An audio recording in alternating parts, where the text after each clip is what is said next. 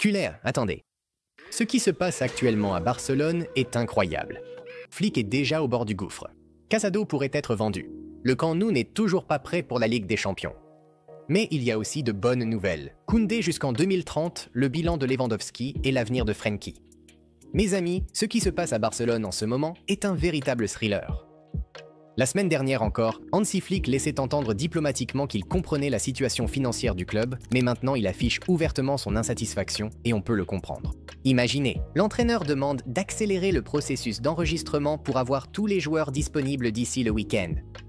Et on lui répond « Attends la dernière semaine du mercato ». Problème numéro 1, Gérard Martin. Flick veut un défenseur gaucher après le départ d'Inigo Martinez. Logique? Oui.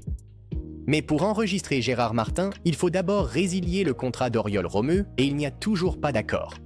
Demain, une nouvelle réunion est prévue, et même si Romeu part, cela ne garantit pas de résoudre le problème à moins que les conditions ne soient favorables au club. Problème numéro 2, chaos chez les gardiens. Contre Majorque, Flick a dû convoquer Iñaki Peña, qui n'a même pas joué pendant la pré-saison et avait déjà été écarté cet hiver. Cette situation est absurde. Pour enregistrer Szczęsny, il faut d'abord vendre Iñaki. Il y a des offres, mais le club doit d'abord vendre quelqu'un lui-même. Donc, encore une fois, on attend les derniers jours du mercato. Problème numéro 3, le drame Marc Bernal. Encore une autre histoire, De Jong, milieu défensif. Après une grave blessure au genou, il a gagné sa chance, mais la promesse de lui attribuer un numéro en équipe première n'a toujours pas été tenue. Flick adore ce gamin et le considère comme le milieu défensif du futur, mais le club n'a même pas l'argent pour inscrire ses propres joueurs issus du centre de formation. Quelle est la suite? Deco a déjà tout fait pour enregistrer Juan Garcia et Rashford, mais tant que les joueurs excédentaires ne partent pas, il n'y aura pas de nouvelle inscription. Sur la table, la vente de Marc Casado, la prolongation du contrat de De Jong et le sort d'Iñaki Peña. Vendre Casado pourrait tout régler, car cela permettrait au club d'appliquer la règle du 1 pour 1 pendant toute la saison. Sinon, en janvier, nous aurons un nouveau casse-tête, enregistrer Ter Stegen et retirer Juan Garcia. Nous avons un nouveau protagoniste des derniers jours du mercato, Marc Casado. Le plus intéressant, c'est que le joueur lui-même ne veut pas partir, mais le marché et le club sentent déjà que sa vente pourrait résoudre le problème du fair play financier. Casado n'est pas n'importe quel jeune du centre de formation. La saison dernière, il a joué sans peur dans l'un des meilleurs milieux de terrain du Barça de ces dernières années, et maintenant des clubs sérieux le convoitent. L'Olympique de Marseille est au centre de la tempête. Rabiot a provoqué un scandale dans le vestiaire et est maintenant en train d'être vendu. Et les médias français écrivent déjà que le premier candidat pour le remplacer est Casado. Il y a aussi le Betis, l'Atlético et même des clubs de Premier League, West Ham et Wolverhampton. Mais le principal problème, c'est que le Barça n'écoutera aucune offre en dessous de 30 millions d'euros. Pourquoi le transfert est-il incertain? Le rêve du garçon est de jouer pour le Barça. Il a attendu ce moment toute sa vie, mais le retour de Frenkie de Jong la saison dernière a réduit son rôle dans l'équipe, et c'est un argument en faveur de sa vente. Et les clubs veulent profiter de ce moment pour acheter le jeune talent tant qu'il est encore disponible.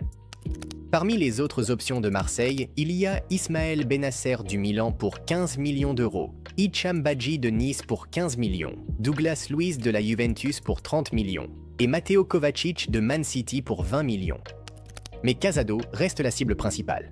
Les amis, tout va se décider dans quelques jours. Si Casado est vendu, cela enlèvera les chaînes financières du Barça, mais le dernier vient au joueur lui-même. Et maintenant, écrivez dans les commentaires. Vendriez-vous Casado pour soulager les finances ou le garderiez-vous comme symbole du futur du Barça? On dirait que ça se concrétise enfin. Frenkie de Jong et le Barça ont avancé dans la saga de la prolongation de contrat.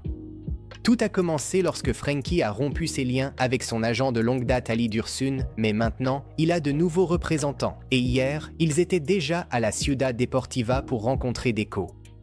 Et les amis, ce ne sont pas que des paroles. Laporta a dit il y a quelques semaines que ce n'était qu'une question de temps, et il semble que ce soit vrai. Frenkie a-t-il changé d'avis? Vous vous souvenez quand Frenkie pensait vraiment à partir? Les blessures, l'instabilité, l'équipe en difficulté. Mais la saison dernière a tout changé. Les trophées sont revenus au Barça, l'effectif s'est renforcé avec encore plus de victoires à venir. Frenkie a retrouvé sa forme et est redevenu le moteur du milieu de terrain. Maintenant, il déclare publiquement « Je veux rester ». Et le contrat alors? Il y a une nuance, le salaire. Le Barça ne l'augmentera pas, car Frenkie fait déjà partie des footballeurs les mieux payés. Mais le club veut conclure l'accord avant la fin du mercato pour libérer de l'espace dans le fair play financier et enfin enregistrer Gérard Martin, Szczęsny et Bargi. Le Camp Nou est sous la surveillance de l'UEFA, c'est une course contre la montre pour le Barça. Les amis, la situation est vraiment folle. L'UEFA est venue en personne au Camp Nou ce matin pour voir s'il y avait une chance d'y organiser des matchs de Ligue des Champions cette saison. Le Barça fait traîner les choses jusqu'à la dernière minute pour jouer au Camp Nou, mais le temps presse. D'ici le 28 août, le club doit obtenir l'autorisation de la mairie pour ouvrir le stade. Quel est le problème ici? Il n'y a toujours pas de certificat final de l'IMAC, l'entreprise de construction. La Ligue des Champions n'attendra pas. Le premier match de la phase de groupe est prévu les 16 et 18 septembre. Les 4 matchs doivent se jouer dans le même stade. On ne peut pas changer de stade en cours de saison. La Liga, c'est plus simple. Le match contre Valence est prévu les 13 ou 14 septembre et il peut être déplacé au stade Johan Cruyff ou à Montjuïc. Mais même là, il y a un problème. Un concert de Post Malone a lieu quelques jours avant le match. L'UEFA exige au moins une ouverture partielle pour 30 000 places avec une expansion progressive au cours de la saison. Mais il y a une condition supplémentaire. Les zones VIP, médias et presse doivent être sous un toit, or le toit n'est prévu que pour 2027. Pourquoi est-ce si important? L'argent. Le Camp Nou génère bien plus de revenus que Montjuïc. Les socios attendent depuis 2 ans de rentrer chez eux, et les soirées de Ligue des Champions au Camp Nou procurent des émotions d'un tout autre niveau. Pensez-vous que le Barça ouvrira le Camp Nou à temps, ou devront-ils supporter Montjuïc une saison de plus? Écrivez-le dans les commentaires. Les amis, nous avons une excellente nouvelle. Jules Koundé a signé son nouveau contrat avec le Barça jusqu'en 2030. Jules, arrivé du Séville FC en juillet 2022 pour 50 plus 10 millions d'euros, est entré aujourd'hui dans le bureau de Laporta, et c'était fait. Rafa Yuste et Deco étaient présents, et après la signature, Koundé a dit ce que nous voulions tous entendre. Je suis très heureux de prolonger mon contrat. C'était simple, je me sens bien ici, et c'était facile aussi bien pour moi que pour le club. À propos de ses ambitions, Jules a répondu comme un vrai culé. Le ciel est la limite. Nous voulons gagner encore plus que la saison dernière, et je rêve de dépasser Abidal pour devenir le Français ayant disputé le plus de matchs au Barça. Les amis, c'est incroyable. Robert Lewandowski a 37 ans et continue de réécrire l'histoire du Barça. Savez-vous combien de matchs il lui a fallu pour marquer plus de 100 buts? Seulement 147. Il est le 5e joueur le plus rapide de l'histoire du Barça.